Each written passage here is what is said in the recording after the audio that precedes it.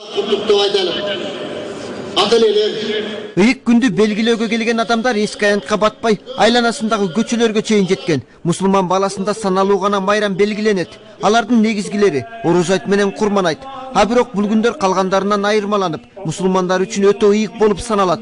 Анткени мусулманмын деп эсептеген жарандар майрамга чейин тазаланып, сыйынып, ар кандай муктаж болгон адамдарга кайрымдуулук кылуу парызын аткарат. Ал эми айт деген сөз өзү араб тилинде майрам деген маанини туюндурат. Жұрт жакшылыгына багышталган ой максаттар ишке ашып, намазга жыгылууга жана кыргыз элине карата каалоо тилек айтууга бийлик өкүлдөрү да келди.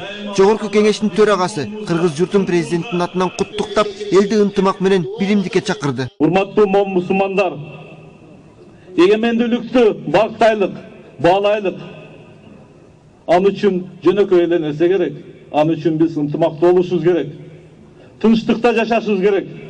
Мусулманчылыкта жаман ниеттен, каразгөйлүктөн алыс болуу керек.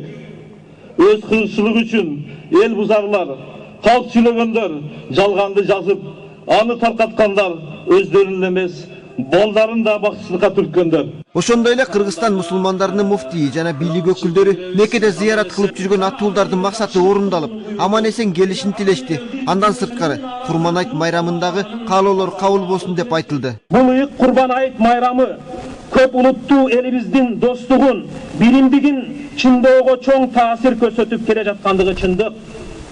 Өрнөктүү динибизде адамгерчиликке үндөгөн жакшы насааттары бар.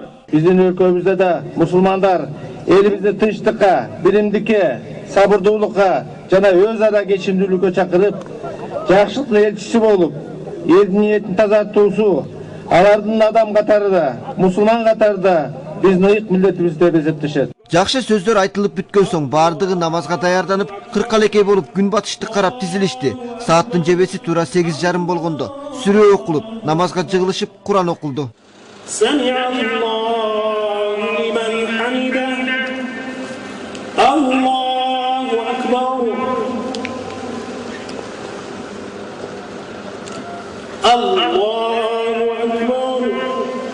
Бардык жөрөлгө аяктагандан кийин эски аянтка келген миңдеген жаран Курман айт майрамын белгилөө үчүн тарашты. Бүгүн Курман айт майрамында кудурети жеткен адамдар курмандык чалышат. Мусулмандар айт күнү бири-бирин куттукташып, айтташып, зыярат кылышат.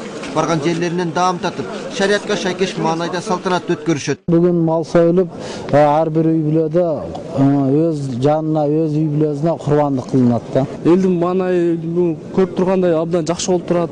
Ушунча көп адам бүгүнгү айтып Курман айт майрамында келиштир. Бүгүн мал союп, тууган урук чакырып, андан соң дагы чакырган конокторго барабыз, конокко барабыз.